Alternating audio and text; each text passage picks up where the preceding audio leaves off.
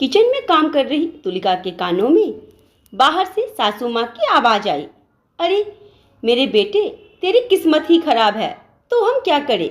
लोगों की पत्नियां तो अपने पति को इतना परेशान देखकर उसकी परेशानी दूर करने के लिए खुद ही अपने पैरों पर खड़ी हो जाती है, और एक तेरी पत्नी है जिसको ये तक नहीं दिखता कि तू कितना परेशान है। माँ, ये अचानक क्या हो गया तुम्हें? अभी तक तो शांति से बैठी हुई थी। धैर्य ने पूछा। अरे तुझे परेशान देखकर मेरा कलेजा भर आता है। आखिर माँ हूँ तेरी, मुझे तो तेरी चिंता है ना, पर इस उम्र में कर ही क्या सकती हूँ। पर तुझे परेशान देखकर तेरी पत्नी का दिल क्यों नहीं पसीजता? पति पत्नी का संबंध तो 7 जन्मों का होता है।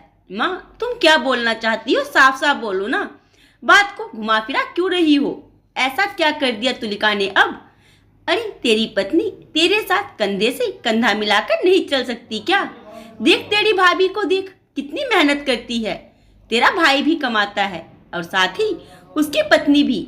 आज दोनों कितने खुश हैं। बच्चों को कितने बड़े स्कूल में भेजा है उन्होंने। साथ ही घर में नौकर काम करता है। कितने आराम से जिंदगी बीत रही है उनकी।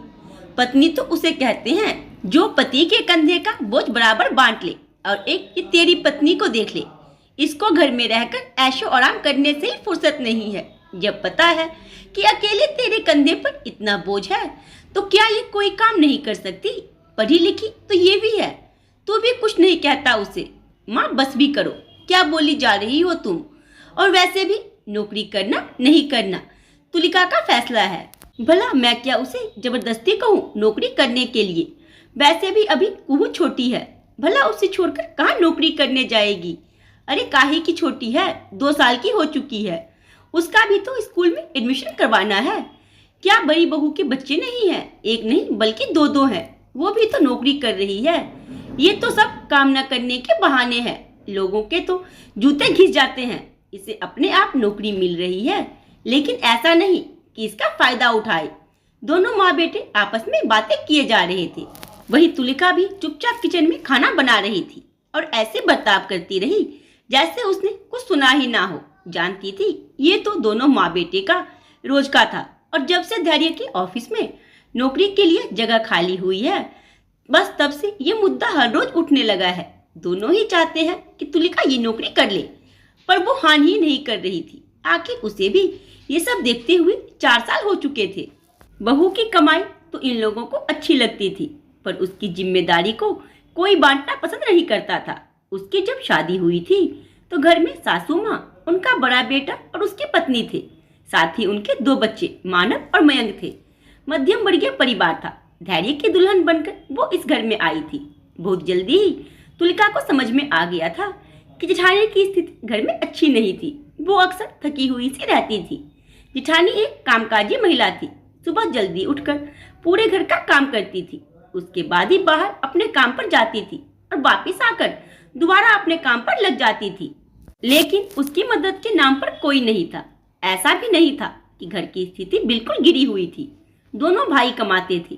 सासू माँ को ससुर जी की पेंशन आती थी, फिर भी हमेशा खर्चों का ही रोना रोते थे। हालांकि उसके आने से उसे बड़ा सहयोग मिला था, पर 3 दिन जब वो रसोई में नहीं जाती थी तो जेठानी की क्या स्थिति रही होगी ये उसे अच्छे से समझ में आता था। सासू माँ तो सुबह उठकर अपने नित्यक्रम पूजा पाठ वगैरह में लग जाती और उसके बाद बैठकर सिर्फ हुक्म बजाती। दोनों भाई सुबह 7:45 बजे तक उठते और फिर चाय नाश्ता तैयार होकर 8:45 बजे तक अपने काम पर रवाना हो जाते। यहाँ तक कि बच्चों के भी कोई स्कूल के लिए तैयार नहीं करता। भाभी का मायका पास में ही था। स्कूल के बाद ऑटो वाला बच्चों को नानी के घर पर ही छोड़ आता था और फिर मामी ही अपने दोनों भांजों को संभालती। जब तुलिका ने इसका कारण पूछा तो जेठानी ने कहा कि यहाँ बच्चों को कोई संभाल नहीं पाता, इसलिए रिक्शा वाले को कह रखा है कि दोनों बच्चों को मामी के घर पर छोड़ देना। शाम को आते समय वो साथ में ले आती और फिर मामी दोनों बच्चों का होमवर्क भी करवा देती, तो उन्हें काफ़ी मदद मिल जाती है। लेकिन इतना काम का बोझ जेठानी धीरे धीरे बीमार रहने लगी थी।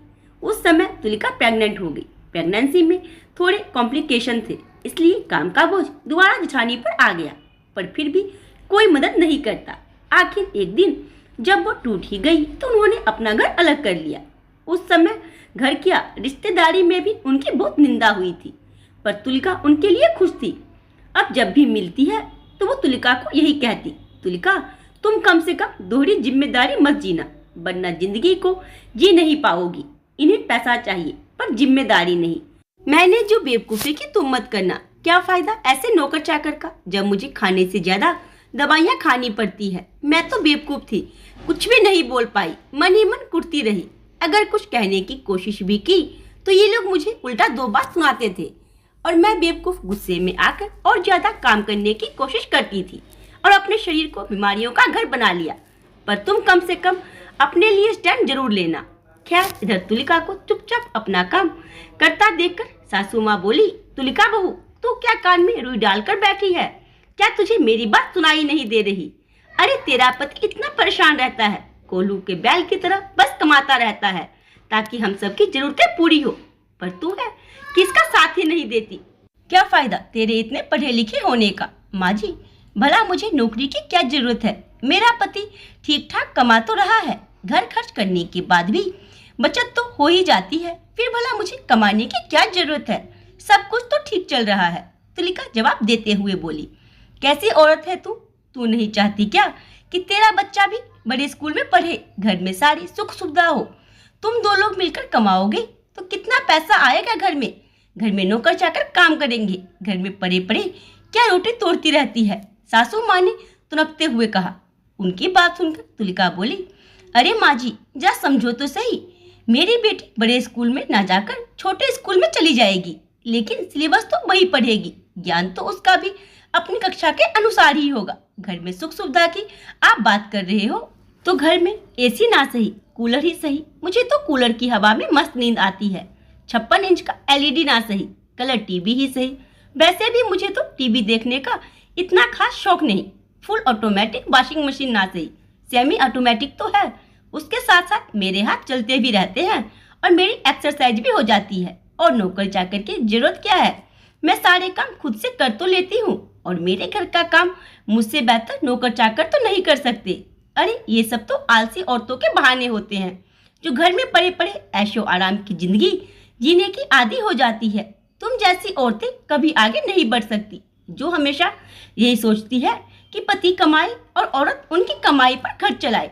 तुम जैसी औरतें पति को पैसा कमाने की मशीन समझती हो, पर खुद कभी गृहस्थी को चलाने के लिए कोई योगदान नहीं दोगी।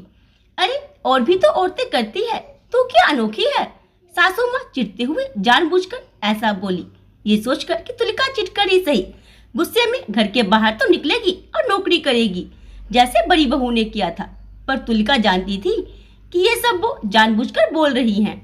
सासू माँ जिनकी मजबूरी है उनका तो मैं क्या ही कह सकती हूँ, पर अपने घर में तो ऐसी कोई मजबूरी नहीं कि मैं दोहरी जिम्मेदारी उठाऊं। तभी धैर्य बीच में बोला, माँ तुम भी किसे समझा रही हो? इसे कोई फर्क नहीं पड़ने वाला, पति जान ही दे दे पर ये कभी मदद नहीं करेगी। परिवार में योगदान का मतलब इसे पता कहाँ है, इसे तो बैठे बिठाए सब कुछ मिल रहा है।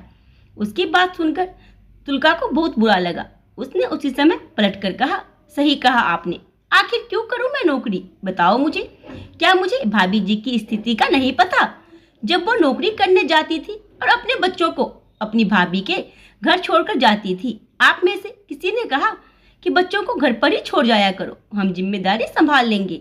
सुबह 4:30 बजे उठकर वो घर का सारा काम करके जाती थी और वापस आकर दोबारा घर के कामों में लग जाती थी। लेकिन आप लोगों से इतना नहीं हुआ कि उनकी मदद कर दो। वो आज भी कमा रही है, नौकर चाकर रखे हैं, लेकिन आज उनका शरीर बीमारियों का घर हो चुका है और उसके पीछे जिम्मेदार आप लोग हैं। मुझे जानबूझकर कोल्हू का बैल बनने का शौक नहीं, जो बाहर जाकर कमा करके भी लाओ और फिर घर के सारे काम भी करो। दोहरी जिम्मेदारी में पिसने का मुझे शौक नहीं है, क्योंकि योगदान का मतलब आप लोग नहीं जानते। आप कमाते हो तो आप लोग घर के काम में हाथ तक लगाना पसंद नहीं करते हो। मुझसे नहीं होगा ये सब, और ना ही मैं अपनी बच्ची को किसी और के भरोसे छोड़ूंगी। कहकर तुलिका अंदर रसोई में चली गई। पीछे से सासू माँ और धैर्य मुंह फुलाकर बैठे रहे, पर तुलिका ने उन लोगों को मनाने की कोशिश तक नहीं की। 2-3 दिन तक दोनों मुंह फुलाए ही रहे, लेकिन तुलिका उसे कोई फर्क नहीं पड़ा। वो तो सिर्फ अपने काम से मतलब रखती। और सबकी ज़रूरतों को समय पर पूरा कर देती। तो आज की इस कहानी के बारे में आप लोग अपने में जरूर दें, और कहानी पसंद आई हो तो वीडियो को लाइक, वीडियो को शेयर करना ना भूलें।